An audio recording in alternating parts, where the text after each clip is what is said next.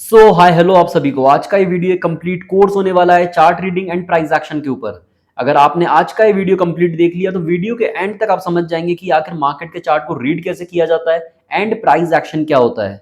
लोग यही सारी चीजें अपने कोर्सेज में सिखाते हैं जिसका वो लोग पर कोर्स 25 से 30 हजार रुपए तक चार्ज करते हैं, लेकिन यहाँ मैं आपको पूरा कोर्स फ्री में प्रोवाइड कर रहा हूँ। तो प्लीज इस वीडियो को एंड तक देखना एंड इस नॉलेज का बेनिफिट लेना। तो सबसे पहले हम ये समझ लेते हैं कि इस कोर्स के अंदर हम क्या क्या चीज़ों को कवर करने वाले हैं। सबसे पहले हमारा इंट्रोडक्शन रहेगा प्राइस एक्शन का कि आखिर ये प्राइस एक्शन है क्या। उसके बाद आपको प्राइस एक्शन समझने के लिए आपको इन चारों चीज़ों को समझना पड़ेगा: मार्केट के trends, candlesticks pattern, support resistance.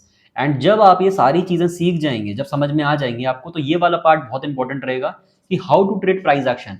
आपने चार्ट रीडिंग सीख लिया, प्राइस एक्शन को समझ में आ गया, तो आप ट्रेड किस तरीके से करेंगे। तो ये पार्ट काफी इंपॉर्टेंट रहेगा कि how to trade price action. तो चलिए आगे बढ़ते हैं, समझते हैं सबसे पहले कि आखिर ये प्राइस एक्शन होता क्या है। देखिए, चार्ट्स के अंदर जब प्राइस मूव करता है तो उसका एक सर्टेन पैटर्न एंड एक बिहेवियर होता है। ठीक है, प्राइस जब ऊपर जाता है, जब नीचे आता है, फिर ऊपर जा रहा है, फिर नीचे आ रहा है, जो भी इस तरीके से मूवमेंट कर रहा है, तो इसका एक बिहेवियर होता है और एक पैटर्न होता है। तो जब हम इस पैटर्न और बिहेवियर की स्टडी करते हैं, प्राइस के एक चलने के पैटर्न की और उसके बिहेवियर की, इसको जब हम स्टडी करते हैं तब हम उसे बोलते हैं प्राइस एक्शन। ये प्राइस एक्शन शब्द दो शब्दों से बना हुआ है, एक तो प्राइस, दूसरा एक्शन। कि मतलब प्राइस का जो एक्शन हो रहा है, उसका जो मूवमेंट हो रहा है, उसका जो बिहेवियर हो रहा है, वो किस तरह से हो रहा है, जब हम इसकी स्टडी करते हैं तो उसको बोला जाता है प्राइस एक्शन, सिंपल। तो यहां पर आपने समझ लिया कि आखिर प्राइस एक्शन होता क्या है। तो अब प्राइस एक्शन समझने के लिए काम किस तरह से करता है, आपको इन चारों चीजों को समझना पड़ेगा। सबसे पहले हम चीज कवर करते हैं मार्केट के ट्रेंड। अब हमारा जो सबसे पहला टॉपिक है हम उसको कवर करेंगे एंड समझेंगे कि आखिर ये मार्केट ट्रेंड्स होते क्या है। काफी सिंपल है। मार्केट ट्रेंड, ट्रेंड का मतलब होता है डायरेक्शन। तो जब भी कोई बात करता है और बोलता है कि मार्केट ट्रेंड क्या, मतलब मार्केट का ट्रेंड क्या इस समय, तो मतलब मार्केट किस डायरेक्शन में चल रहा है। एंड बेसिकली मार्केट के अंदर तीन तरह के ट्रेंड होते हैं। एक होता है अप ट्रेंड, जब मार्केट ऊपर की तरफ जा रहा होता है उसको हम बोलते हैं अप ट्रेंड में मार्केट।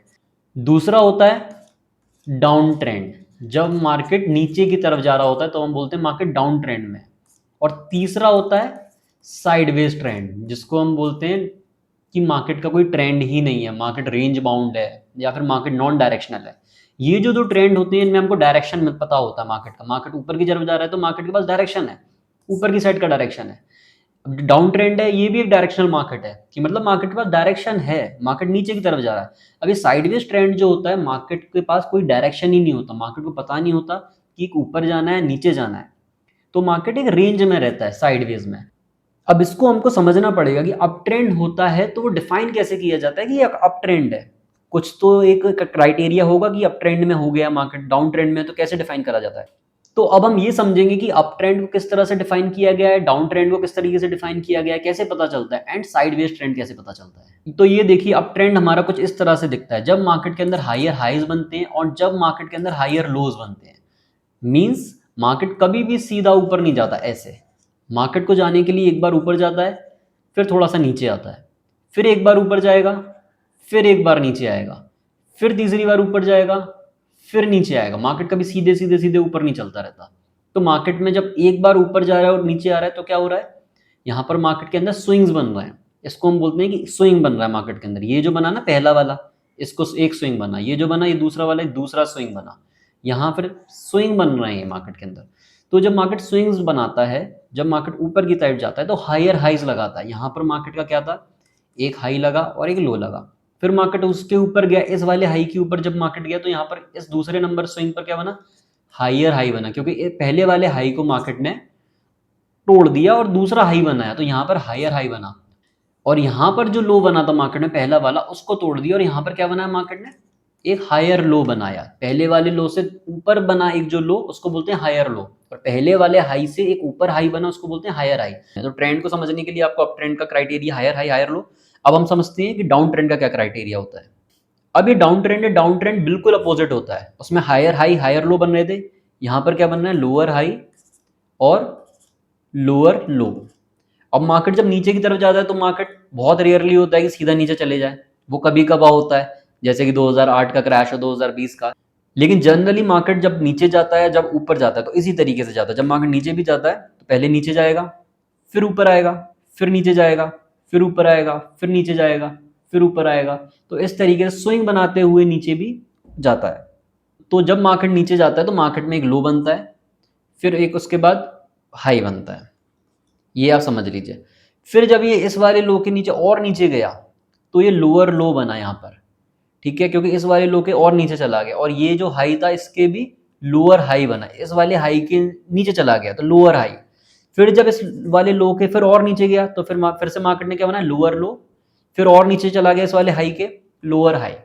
तो ये डाउन ट्रेंड का क्राइटेरिया, जब मार्केट ऊपर जाता है तो हायर हाई हायर लो, जब मार्केट नीचे जाता है तो लोअर हाई लोअर लो। तो आपको ये चीज़ हमेशा याद रखनी है, एंड बहुत सिंपल है। मार्केट ऊपर जाएगा तो ऐसे जाएगा, मार्केट नीचे आएगा तो ऐसे आएगा। अगर आपको सिंपल तरीके से समझना है तो ये समझ लीजिए, लेकिन इसको डिफाइन किस तरीके से किया गया है वो मैंने आपको बता दिया। अब हम देखते हैं कि साइडवेज मार्केट में क्या होता है। ये है हमारा साइडवेज मार्केट। यहाँ पर आपको दिख रहा होगा कि रेंज में फंसा हुआ है मार्केट, ना मार्केट के अंदर हायर हाई हायर लो बन रहे हैं, ना मार्केट के अंदर लोअर हाई लोअर लो बन रहे हैं। यहाँ पर क्या रहेगा, मार्केट सीधे जिगजैग चलता रहेगा, कोई फॉर्मेशन ही नहीं हो रहा, ना इस तरह का फॉर्मेशन हो रहा ऊपर का ना नीचे का। तो ये होता है sideways market, range bound market, कि मार्केट के अंदर कोई डायरेक्शन ही नहीं है, ना वो ऊपर जा रहा है ना वो नीचे जा रहा है। एंड सबसे ज़्यादा डिफिकल्ट मार्केट है, सबसे बोरिंग या सबसे फ्रस्ट्रेटिंग मार्केट यही होता है, क्योंकि यहाँ पर पैसा बनाना थोड़ा सा मुश्किल हो जाता है। लेकिन आपको ये चीज़ पता होनी चाहिए कि 70% टाइम मार्केट साइडवेज ही रहता है, सिर्फ 30% आपको मार्केट डायरेक्शनल मिलेगा। महीने में आपको डायरेक्शनल मार्केट 5 से 6 दिन मिलेंगे या 4 से 5 दिन, क्योंकि पूरे टाइम मार्केट डायरेक्शनल नहीं चलता रहता, किसी ऊपर नीचे, मार्केट ज़्यादातर रेंज में रहता है। तो 70% टाइम आपको रेंज बाउंड मार्केट मिलेगा। तो अब हम ये सारी चीज़ें चार्ट पर समझते हैं कि अप ट्रेंड को कैसे मार्क करते हैं, डाउन ट्रेंड को और साइडवेज मार्केट को। तो चलिए चार्ट्स को हम देखते हैं। तो ये हमारे निफ्टी का 75 मिनट का चार्ट है, एंड मैं यहाँ पर आपको बताने की कोशिश करूंगा कि एग्जैक्टली यहाँ पर चार्ट के अंदर क्या हो रहा है एंड किस तरीके से हमको ट्रेंड पता पड़ेगा। तो देखिए यहाँ से हम मार्क करते हैं, अगर प्राइस यहाँ से ऊपर जाना चालू करता है तो ऊपर गया, यहाँ नीचे आया, फिर ऊपर गया, फिर यहाँ नीचे आया, फिर ऊपर गया, फिर यहाँ साइडवेज हो गया, फिर ऊपर गया, यहाँ से ऊपर जाता गया, फिर यहाँ से नीचे आया, फिर ऊपर गया, फिर नीचे आया, फिर ऊपर गया। तो यहाँ पर एक तरीके से आपको दिख रहा है कि हाई बना, यहाँ लो बना, फिर हायर हाई बना, हायर लो बना, फिर यहाँ पर हायर हाई बना, हायर लो बना, हायर हाई बना, हायर लो बना। तो इस तरीके से प्राइस ऊपर नीचे जाता जा रहा है, एंड आपको एक स्विंग्स में दिखते जा रहे हैं कि यहाँ एक स्विंग बना, यहाँ दूसरा स्विंग बना, यहाँ तीसरा स्विंग बना, यहाँ मार्केट साइडवेज हुआ थोड़ा सा, यहाँ कोई ट्रेंड नहीं था। अगर आप इसको जूम करेंगे या 15 मिनट के चार्ट में देखेंगे तो आपको बिल्कुल ही डल मार्केट दिखेगा। फिर यहाँ से मार्केट के अंदर एक ट्रेंड मिला, फिर यहाँ साइडवेज हुआ, नीचे गया, फिर मार्केट के अंदर एक ट्रेंड आया, फिर यहाँ नीचे साइडवेज हुआ, फिर नीचे आया, फिर ऊपर गया। तो मेजरली मार्केट के अंदर ट्रेंड जो है वो अप है, और जब भी मार्केट नीचे आ रहा है तो वो हमको एक अपॉर्चुनिटी देता है बाय करने के लिए। मार्केट जब ऊपर जाता है तो हमको ऊपर ही बाय नहीं करना रहता। मार्केट जब ऊपर अप ट्रेंड में होता है, मार्केट जब स्ट्रांग होता है तो ऊपर जाके थोड़ा सा नीचे आए, करेक्शन ले या पुल बैक दे, तो हमको ये वाली जो स्पॉट होती है ये फाइंड आउट करनी होती है। और मार्केट जब यहाँ से ऊपर की तरफ जाने लगे तो हमको यहाँ पर बाइंग इनिशिएट करनी पड़ती है थोड़ा कन्फर्मेशन के बाद। तो यहाँ जब बाइंग करेंगे फिर मार्केट ऊपर जाएगा, फिर नीचे आएगा, तो हमेशा पुल बैक और करेक्शन में बाइंग होती है, क्योंकि मार्केट को हम चेज नहीं करते कि मार्केट ऊपर भागता जा रहा है तो कहीं भी एंट्री ले लें। तो ये है था अप ट्रेंड। अब हम मैं समझाने की कोशिश करूंगा आपको डाउन ट्रेंड। डाउन ट्रेंड में आपको अगर आप डेली चार्ट में ही दिखा दूं, अभी जो हाल ही में मार्केट के अंदर करेक्शन आया था सितंबर के बाद, मार्केट जो करेक्ट हुआ था 4-5 महीने, और पूरा डाउन ट्रेंड के एक उसमें हुआ था जो मैंने आपको समझाया उसी तरीके से। तो ये जो टॉप लगा था मार्केट के अंदर, उसके बाद देखिए मार्केट यहाँ से अप ट्रेंड में था, मार्केट ऊपर जा रहा है, नीचे आ रहा है, ऊपर जा रहा है, नीचे आ रहा है, ऊपर जा रहा है। तो ये क्या हुआ, ये ट्रेंड हमको क्लियर कट दिख रहा था कि बुलिश है यहाँ पर मार्केट। लेकिन जब मार्केट के अंदर टॉप लगा उसके बाद मार्केट नीचे आया तो हमको थोड़ा सा अलर्ट मिला कि अरे मार्केट इस स्विंग के बराबर आ गया, ये स्विंग बना था, क्या मार्केट इसको ब्रेक कर रहा है क्या? क्योंकि प्रीवियस स्विंग हमारे लिए काफ़ी इंपॉर्टेंट हो जाता है। अगर मार्केट इसको ब्रेक करके नीचे चले जाता है तो हमारे लिए ट्रेंड चेंज हो जाता है। मान के चलिए ये वाला एक स्विंग बना है और फिर दूसरा स्विंग बना है, तो मार्केट का ये वाला जो स्विंग है इसको मार्केट हमेशा तोड़ता नहीं है, ये एक सपोर्ट जोन बन जाता है। ये मैं आगे आपको सिखाऊंगा कि सपोर्ट एंड रेजिस्टेंस किस तरीके से काम करते हैं। फिर मार्केट इसको तोड़ेगा नहीं, यहीं से ऊपर चला जाएगा। तो हमको यहाँ पर पहला सिग्नल मिला कि मार्केट के यहाँ से नीचे जा सकता है, जाने की तैयारी कर रहा है, क्योंकि मार्केट के अंदर स्विंग ब्रेक हो गया था। फिर मार्केट के अंदर क्या हुआ, थोड़ा सा ऊपर गया, फिर मार्केट नीचे गया। तो यहाँ से आपको डाउन ट्रेंड कन्फर्म हो गया, ऊपर गया नीचे गया, फिर ऊपर गया, फिर नीचे गया, यहाँ पर लो बना, यहाँ पर हाई बना, फिर यहाँ लोअर लो बना, यहाँ लोअर हाई बना, यहाँ फिर लोअर लो बना, फिर ऊपर गया लोअर हाई, फिर लोअर लो, लोअर हाई, लोअर लो। तो यहाँ क्या कर रहा है मार्केट, लोअर हाई, लोअर लो, लोअर हाई, लोअर लो। तो यहाँ पे मार्केट का स्ट्रक्चर इसी तरीके से चलता है। अब मैं आपको थोड़ा सा साइडवेज मार्केट दिखा देता हूँ। ये पूरा साइडवेज मार्केट है, ठीक है, ये साइडवेज मार्केट है, ये साइडवेज मार्केट है, ये साइडवेज मार्केट है। तो साइडवेज मार्केट तो ज़्यादातर आपको पूरे में ही मिलेगा, साइडवेज मार्केट की तो भरमार रहती है। यहाँ पर ये देखिए मार्केट के अंदर साइडवेज मार्केट है, ये पूरा चॉपी मार्केट है, ये पूरा चॉपी मार्केट है, ठीक है, ये पूरा चॉपी मार्केट है, यहाँ पर कोई ट्रेंड नहीं है। तो मार्केट एक डायरेक्शन के बाद जाने के बाद थोड़ी देर वेट करता है डायरेक्शन लेने के लिए। मार्केट ऊपर जाएगा, फिर थोड़ा सा थकेगा, अब यहाँ देखेगा क्या करना है क्या करना है, ऊपर जाना है नीचे जाना है, फिर एक डायरेक्शन लेगा, क्योंकि थोड़ी सी सांस लेनी पड़ती है। आप भागते जाओगे, फिर थोड़ा सा रुकोगे, देखोगे कि अब कहाँ चलना है क्या होना है। तो वैसे ही मार्केट में है, जब वो एक अपनी रैली दे देता है, एक ट्रेंड दे देता है, उसके बाद वेट करता है कि अब क्या करना है, कैसे चलना है, तेज चलना है, धीमे चलना है, तो उसी तरीके से मार्केट बिहेव करता है। तो यहाँ पर हमारा मार्केट के ट्रेंड वाला टॉपिक खत्म होता है। तो आपने सबसे पहले समझा कि प्राइस एक्शन क्या होता है, फिर हमको प्राइस एक्शन समझने के लिए आपने पहला टॉपिक कवर किया कि मार्केट के ट्रेंड क्या होते हैं। अब हम समझेंगे कि कैंडल स्टिक्स क्या होती है, हमारा दूसरा टॉपिक। अब हम price action and chart reading की दूसरी चीज को सीखते हैं, जो कि कैंडल स्टिक्स। आप प्राइस को जब पढ़ते हैं, देखते हैं, तो आपका कैंडल का बहुत बड़ा रोल होता है इसमें। और आपको चार्ट के अंदर ये दो तरह की कैंडल दिखती होंगी, एक होती है ग्रीन कैंडल और एक होती है रेड कैंडल। एंड एक कैंडल के अंदर हम चार चीज़ों को देखते हैं, ओपन, क्लोज, हाई, लो। हर एक कैंडल में हमको ये देखना रहता है कि कैंडल कहाँ ओपन हुई, कैंडल क्लोज का कर रही है, कैंडल का हाई कितना था, लो कितना था। तो कैंडल का जो ये वाला पार्ट होता है, ये होती है बॉडी। ये वाली जो ऊपर आपको दिख रही होती है, ये होती है विक। कुछ लोग विक बोलते हैं, कुछ लोग इसको शैडो बोलते हैं। तो ये वाला पार्ट हो गया बॉडी, ये वाला पार्ट हो गया इसका विक, या फिर शैडो भी बोल सकते हैं आप। एंड अब आप ऐसे समझिए कि कैंडल मान के चलिए ओपन हुई यहाँ पर 500 पर, उसके बाद प्राइस ऊपर गया 550 तक। ऊपर क्यों गया, ग्रीन कैंडल है तो प्राइस ओपन ही जाएगा, पॉजिटिव कैंडल है ये। तो यहाँ पर ये जो पार्ट था 500 का, ये है ओपन प्राइस। दूसरा यहाँ पर कैंडल क्लोज कहाँ हुई, 550 पर, तो ये हुआ क्लोजिंग प्राइस, कि ओपन हुआ 500 पे, 550 पे बंद। अब लेकिन कैंडल के अंदर दो चीज़ें और होती हैं, कि इस कैंडल ने कितना लो लगाया और कितना हाई लगाया। तो एक कैंडल जब ओपन हुई 500 पर, नीचे गई, इसका लो लगा 470 पर, फिर यहाँ से प्राइस ऊपर गया, बाइंग आई और प्राइस ऊपर तक गया। यहाँ पर इसने हाई लगाया 580 का, फिर लेकिन नीचे आया प्राइस और बंद हुआ 550 पे। तो एक कैंडल के अंदर ये चार चीज़ें इंपॉर्टेंट रहती हैं। तो इस हिसाब से आपको एक कैंडल को देखना रहता है, ओपन, क्लोज, हाई, लो। और इसका ही अपोजिट होता है रेड कैंडल में। यहाँ पे आपको रेड कैंडल दिख रही होगी। अब ये रेड कैंडल है तो ऑब्वियसली प्राइस यहाँ पे नीचे की साइड गया होगा, तो इसलिए हम इसको निगेटिव कैंडल भी देख सकते हैं। तो यहाँ पर ये जो प्राइस है ये होगा ओपन, तो यहाँ पर हमारा ओपनिंग प्राइस होगा 500। अब आप ऐसे समझिए कि प्राइस जो ग्रीन कैंडल होती है उसमें जो क्लोजिंग प्राइस होता है वो हमेशा पॉजिटिव रहता है, ऊपर की साइड रहेगा। मतलब कि अगर ग्रीन कैंडल क्लोज हुई है तो मतलब 500 पर ओपन हुआ है, तो ऑब्वियसली वो ग्रीन कैंडल तभी बनेगी जब उसका प्राइस 500 से ऊपर बंद होगा, तभी वो ग्रीन कैंडल कंसीडर होगी, क्योंकि उसकी क्लोजिंग 500 से ऊपर की है। अब वो 510 है, 550 है या 600 है, वो कोई भी चीज़ हो सकती है, लेकिन कैंडल ग्रीन तभी होगी। एंड एक रेड कैंडल तब बनती है जब उसका प्राइस 500 से नीचे होगा। एंड यहाँ मैं 500 के एग्जाम्पल दे रहा हूँ, प्राइस कुछ भी हो सकता है। तो ये रेड कैंडल क्यों बनी है, इसका प्राइस मान के चलिए 500 पर खुला, अब वो 480 पर बंद हुआ, 450 पर, 420 पर, तो वो रेड कैंडल में ही आएगा, 500 से नीचे बंद हो रहा है इसलिए।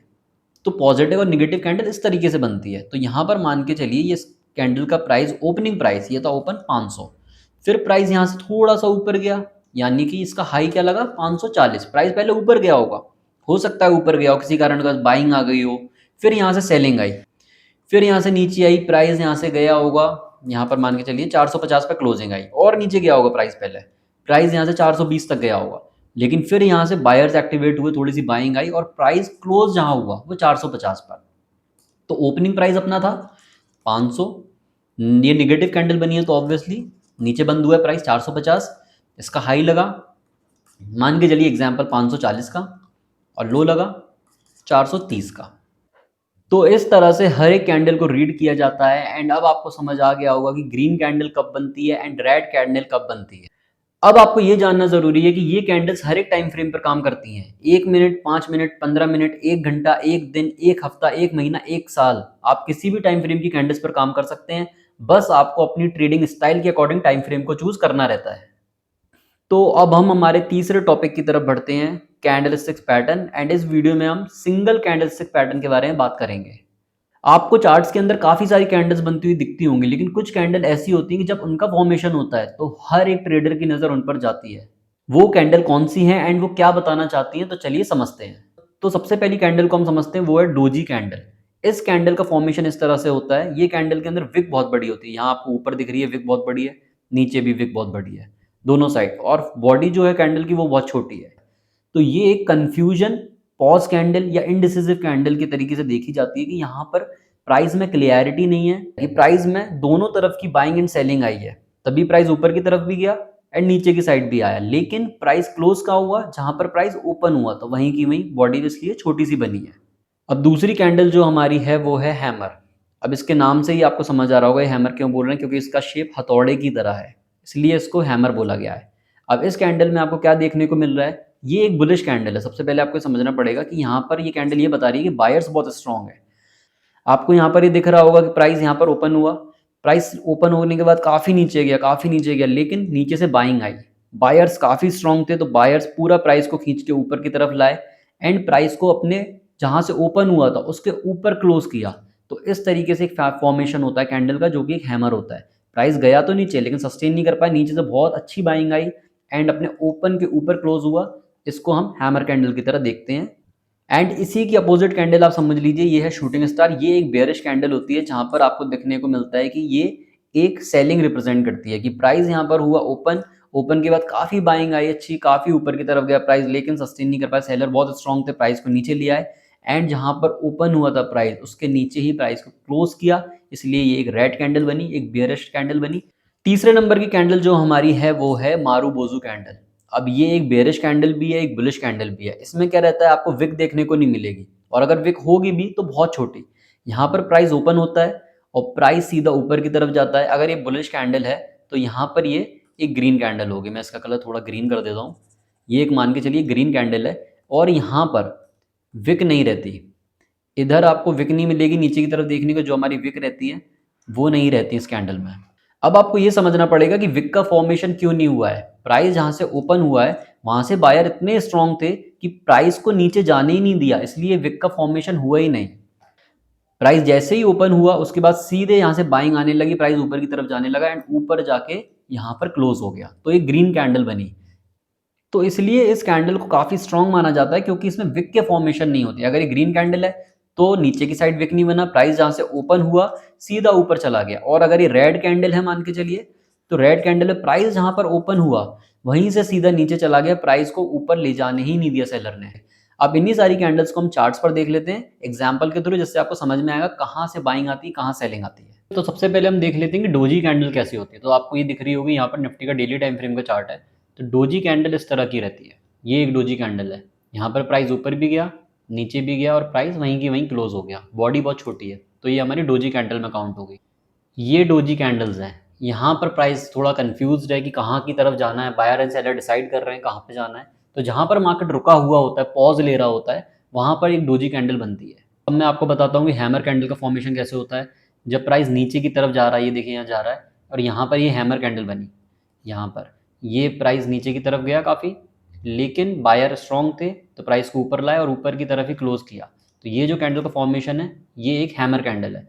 फिर प्राइस यहाँ से ऊपर की तरफ जाना चालू कर दिया। ये देखिए आप, ये वाली कितनी स्ट्रॉन्ग हैमर है, ये वाली स्ट्रॉन्ग हैमर है, तो ये कैंडल्स हैमर कैंडल में काउंट हो। अब मैं आपको यहीं पर एक शूटिंग स्टार कैंडल दिखाता हूँ। ये देखिए ये वाली कैंडल, आप यहाँ पर ये शूटिंग स्टार बनी है। प्राइस क्या करा यहाँ पर, प्राइस ने यहाँ पर बायर प्राइस को ऊपर लेके गए, लेकिन सेलर काफ़ी स्ट्रॉन्ग थे, ऊपर सस्टेन नहीं करने दिया, प्राइस को नीचे लाए और अपने क्लोजिंग अपने ओपन प्राइस से नीचे क्लोज करवाया। तो इस तरह की कैंडल बनी, उसको बोलते हैं हम शूटिंग स्टार। तो यहाँ पर प्राइस ऊपर तो गया लेकिन सस्टेन नहीं हो पाया, सेलर स्ट्रॉन्ग थे, नीचे लाए, अपने ओपन से नीचे क्लोज करवाया एंड नीचे एक शूटिंग स्टार जैसी बनी। उसके बाद प्राइस नीचे की तरफ जाने लगा। तो जब भी चार्ट के अंदर एक हैमर कैंडल का फॉर्मेशन होता है, इससे हमको ये पता पड़ता है कि यहाँ पर बायर काफी स्ट्रॉन्ग है एंड हो सकता है कि अब यहाँ से प्राइस ऊपर की तरफ जा सकता है, जैसे यहाँ पर यहाँ हुआ। एंड शूटिंग स्टार कैंडल जब बनती है तो हमको ये बताती है यहाँ से सेलर काफ़ी स्ट्रॉन्ग है एंड प्राइस यहाँ से नीचे की तरफ जा सकता है, जैसे कि यहाँ पर आपको देखने को मिला। ये देखिए यहाँ पर एक मारूबोजू कैंडल है, विक कितनी छोटी सी जरा सी, यहाँ पर भी विक जरा सी, और बॉडी कितनी बड़ी है। प्राइस यहाँ पर ओपन हुआ, नीचे बिल्कुल नहीं जा पाया, हल्का सा गया और यहाँ से सीधा प्राइस ऊपर ऊपर जाता गया एंड ऊपर क्लोजिंग बहुत अच्छी दी कैंडल ने, तो इसको हम मारूबोजू कैंडल में काउंट करेंगे एंड प्राइस यहाँ से ऊपर की तरफ गया। जो रेड स्ट्रॉन्ग कैंडल होती है हम उनको बोलते हैं बेरिश मारूबोजू, जैसे आपको यहाँ पर दिख रही है। प्राइस ओपन हुआ, बिल्कुल भी विक नहीं है ऊपर की साइड, ऊपर जा ही नहीं पाया, सीधा प्राइस नीचे ड्रॉप हुआ और यहाँ पर ही क्लोज हुआ, तो ये हो गई बेरिश मारूबोजू। यहाँ पर बनी है बेरिश मारूबोजू, हल्की सी विक है यहाँ पर ऊपर, तो इसका कोई मतलब नहीं है क्योंकि यहाँ पर बायर में ज़्यादा दम था ही नहीं, ऊपर की साइड प्राइस को ले जा नहीं पाए एंड प्राइस सीधा नीचे की तरफ आया एंड नीचे बंद हुआ, तो यहाँ पर हम इसको भी बेरिश मारूबोजू में कंसिडर कर सकते हैं। यहाँ पर जब बनी प्राइस नीचे गया, यहाँ पर जब बनी प्राइस नीचे गया, तो बेरिश मारूबोजू दिखाती है कि सेलर ज़्यादा स्ट्रॉन्ग है एंड प्राइस यहाँ से नीचे जा सकता है, एंड बुलिश मारूबोजू दिखाती है कि यहाँ से बायर ज़्यादा स्ट्रॉन्ग है एंड प्राइस यहाँ से ऊपर की तरफ जा सकता है। अब हम समझते हैं प्राइस एक्शन की सबसे ज़रूरी चीज़ को, जिसको हम बोलते हैं सपोर्ट एंड रेजिस्टेंस। पूरा प्राइस एक्शन इसी पे डिपेंड है, सारे मार्केट्स की ट्रेडिंग जो होती है वो सपोर्ट एंड रेजिस्टेंस पे डिपेंड होती है। तो ये पार्ट बहुत इंपॉर्टेंट है एंड इसको सीख लिया अगर आपने तो आपके लिए बहुत हद तक ट्रेडिंग आसान हो जाएगी एंड ये चीज़ आपको हमेशा ट्रेडिंग में काम आने वाली है। तो सपोर्ट एंड रेजिस्टेंस का गेम बहुत बढ़िया है एंड बहुत आसान है, आप समझिए इसको कि ये सपोर्ट रेजिस्टेंस किस तरीके से काम करते हैं। देखिए चार्ट्स के अंदर प्राइस में हमेशा बाइंग सेलिंग चलती रहती है एंड ये चीज़ हमको हमेशा क्या बताती है, ये चीज़ हमें बताती है यहाँ पर बायर एंड सेलर्स की साइकोलॉजी। अब यहाँ से जब प्राइस ऊपर गया तो हमको ये बता रहा है कि यहाँ पर बायर है जो काफ़ी स्ट्रॉन्ग है, तभी तो प्राइस को ऊपर ले जा चुके हैं।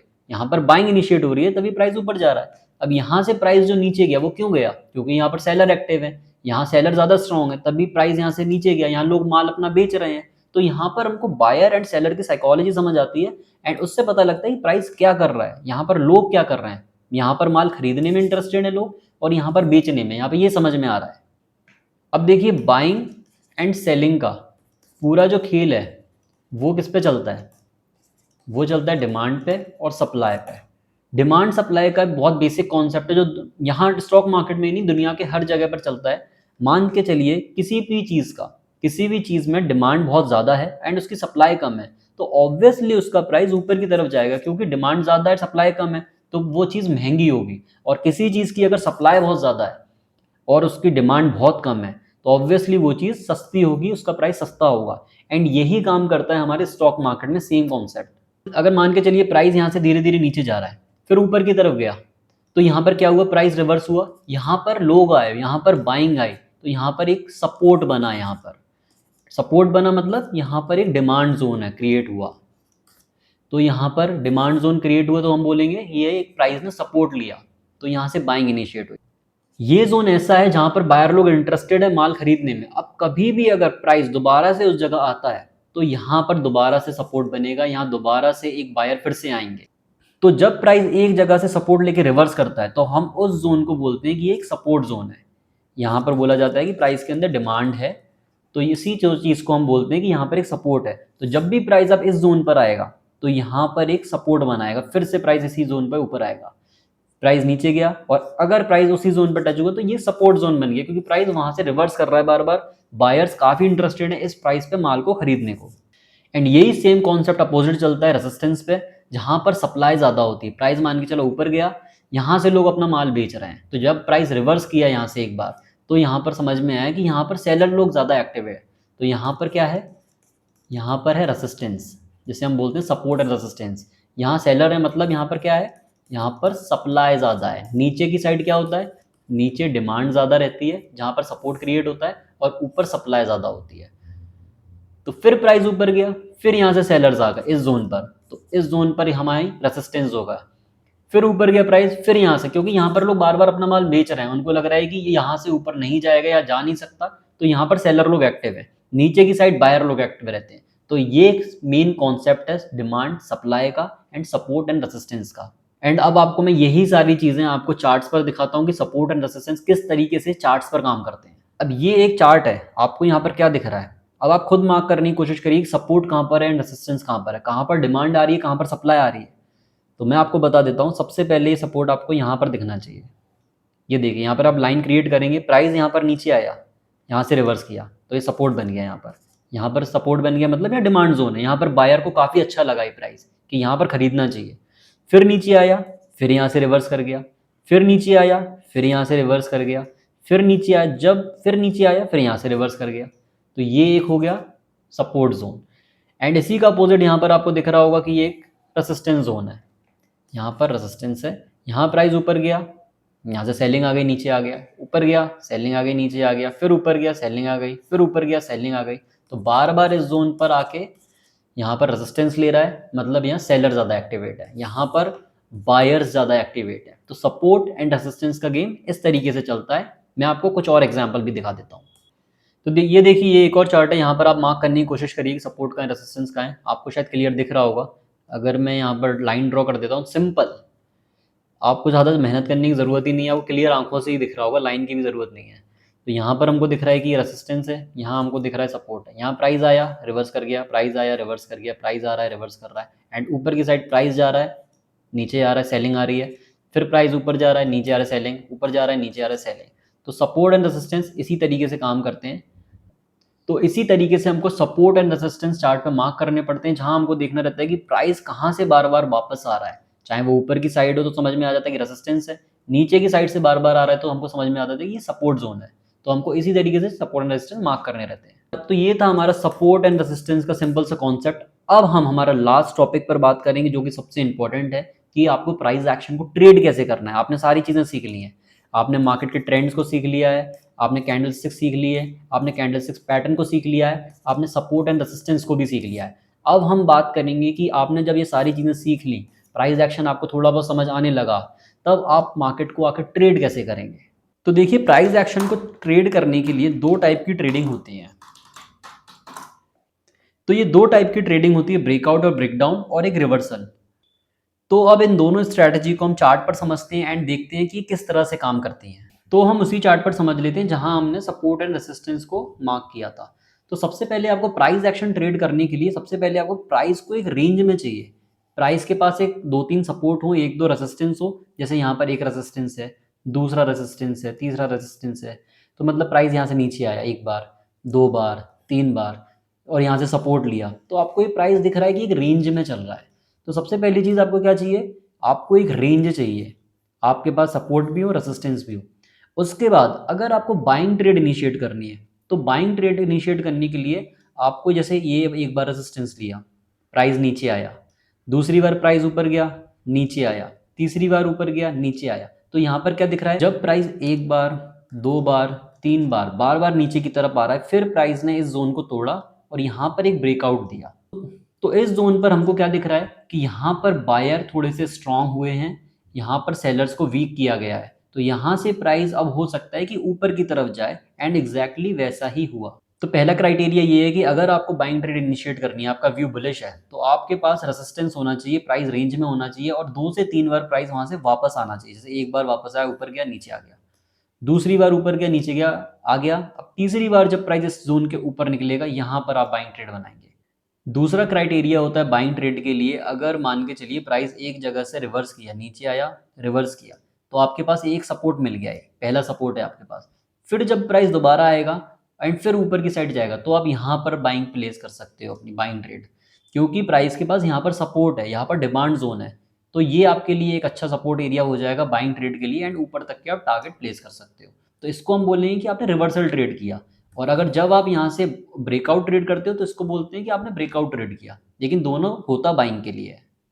एंड यही चीज़ अपोजिट काम करती है सेलिंग में। मान के चलिए आपको एक सेल ट्रेड प्लेस करनी है, तो आपके पास दो से तीन सपोर्ट होनी चाहिए। प्राइस या नीचे आया, ऊपर चला गया, नीचे आया, ऊपर चला गया, नीचे आया, ऊपर चला गया, तो आपको एक, दो, तीन, तीन सपोर्ट जोन दिख रहा है। उसके बाद प्राइस ने जब इस जोन को ब्रेक किया, फिर प्राइस नीचे की तरफ गया, तो इसको बोलते हैं कि यहाँ पर प्राइस में ब्रेक डाउन आया। यहाँ पर मतलब ये आपको समझ में आना चाहिए कि यहाँ पर बायर जो थे, तो तीन बार इस प्राइस को बचाने की कोशिश कर रहे थे कि यहाँ से ऊपर ले जा रहे थे बार बार, लेकिन फिर फाइनली सेलर्स ने इस जोन को तोड़ दिया एंड प्राइस को नीचे ले गए। तो यहाँ पर बायर कमजोर हो गए एंड सेलर्स ज़्यादा स्ट्रांग है।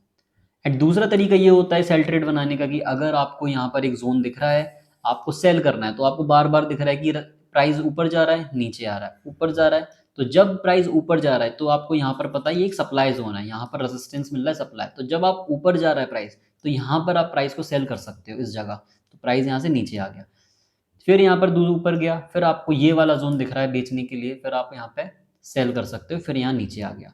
तो यहाँ पर ये होगा कि आप रिवर्सल ट्रेड कर रहे हो इस जगह, एंड यहाँ पर आपने जब प्लेस करी ट्रेड अपनी, यहाँ पर आप ब्रेक डाउन ट्रेड कर रहे हो।